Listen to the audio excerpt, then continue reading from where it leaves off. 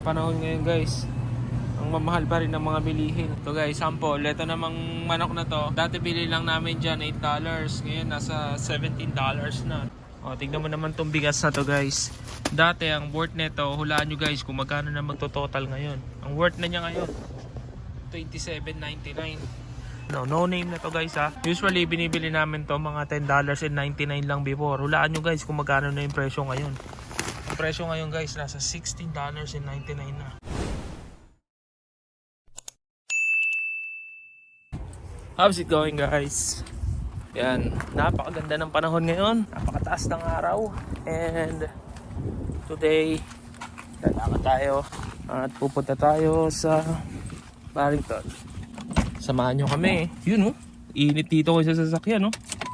Painitin lang natin to. Tapos dadalhin natin ang ating mga kalakal. Kailangan ng diskarte at walang arte. Diskarte at walang arte ang kailangan para umasenso ang buhay. Yes! Wala natin dyan sura.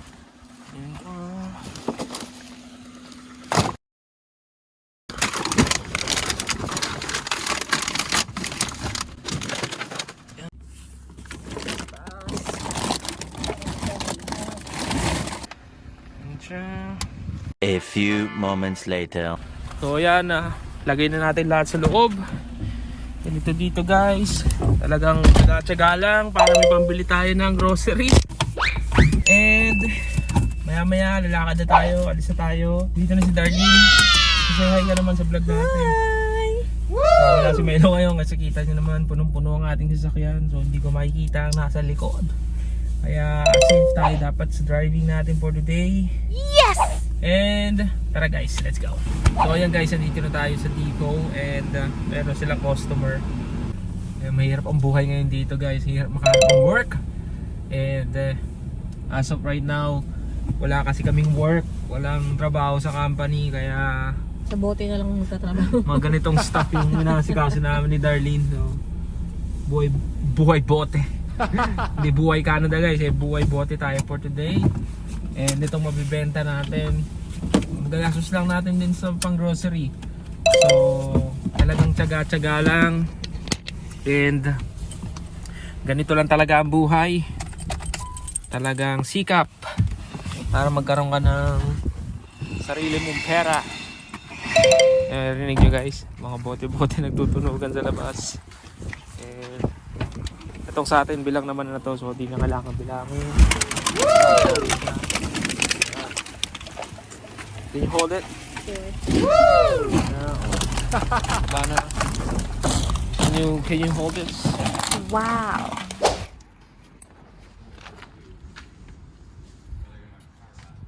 1 minute 37 seconds later. Thank you. Have a good day. You too.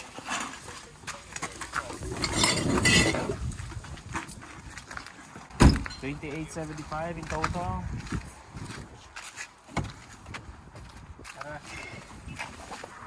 Oh, no.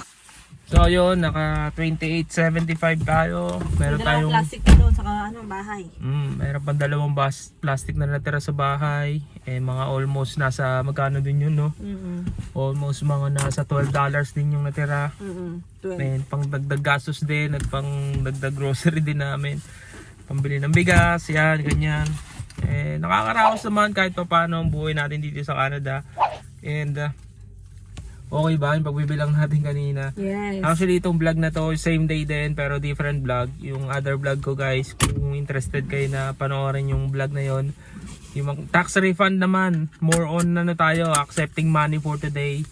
And yung tax refund natin, hopefully medyo malaki-laki yung makukuha natin. Alam nyo ba guys kung magkano nakuha ni Darlene sa tax refund niya?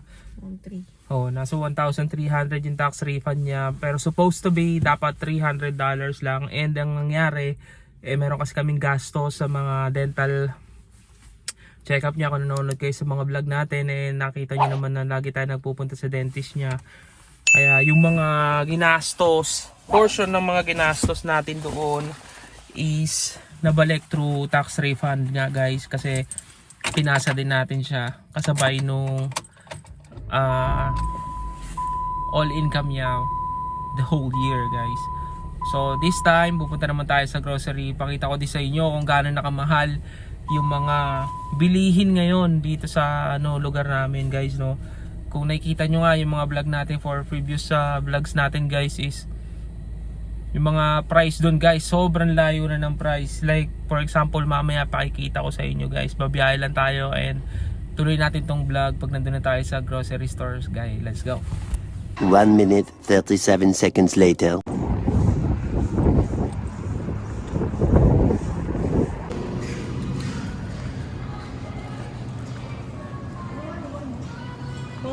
Ayan, guys, dito na kami sa loob ng No Frills. Dito kami usually namimili. Dito kasi mga murang mga bilihin dito, guys. Pero sa mura na yun, guys, ngayon sa panahon ngayon, guys, ang mamahal pa rin ng mga bilihin. Kaya ganyan, mga 50% yung tinitignan namin para mas makatipid. Tapos yung mga talagang kailangan lang talaga namin yung binibili.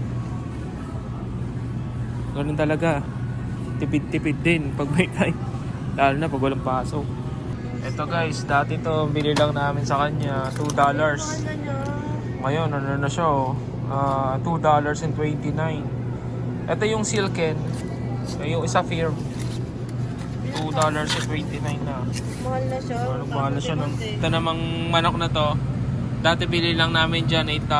Ngayon nasa $17 na, diba? Ang mahal na. Ayan, yung mga ganyan naka-sale na bibili namin mga $6. Ngayon nasa $15 na. Oh, ito namang suka, guys. Dati $1 lang yan. Ngayon $1 lang. Ngayon nasa $2 na yung ganito kalaking suka. Ito pa, sample natin tong bay leaf. Dati nasa $2 lang yan. Ngayon $2.49 na. O, tignan mo naman tong bigas na to, guys. Dati ang worth nito, hulaan nyo, guys, kung magkano na magtototal ngayon. Ang worth na niya ngayon $27.99. Jasmine rice milagrosa. So ganun kataas, nagmahal. Ito pang isa, guys, yung talagang dito sa no name na to, guys, ha. Usually binibili namin to mga $10.99 lang before. Hulaan nyo, guys, kung magkano na yung presyo ngayon. Ang presyo ngayon, guys, nasa $16.99 na. Ngayon naman almost $6 yung tinaas ng presyo ng malihin natin dito, guys, sa Canada. Yun ang pinakamasakit sa atin sa mga Pinoy, no, guys, kasi syempre tayo mga Pinoy mahilig talaga tayo sa kanin. Kaya hindi talaga mawawala sa budget natin yung pagbili ng bigas. Kaya malaking epekto sa atin kapag malaki talaga yung tinataas ng mga bigas na ganyan. Usually kaya pag nakakabili kami ng mga bigas talaga yung may mga sale, talagang nag-ano kami, nag-i-imbak na talaga kami ng madami para talagang makakatipid talaga kami for in the long run. Kesa pag naubusan kami tapos bibili kami ng bigas, 'di ba? Gino mo naman halos doble na 'yung babayaran mo kasi pag nag-sale yan, guys, ang babayaran mo lang almost half o mga nasa, ambihin na natin na mga nasa makaka-discount ka ng $6 ganun. Okay na din, 'di ba?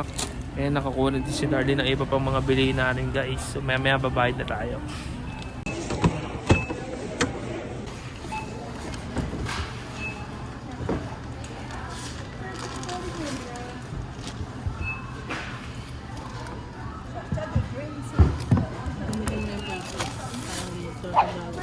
Yung points?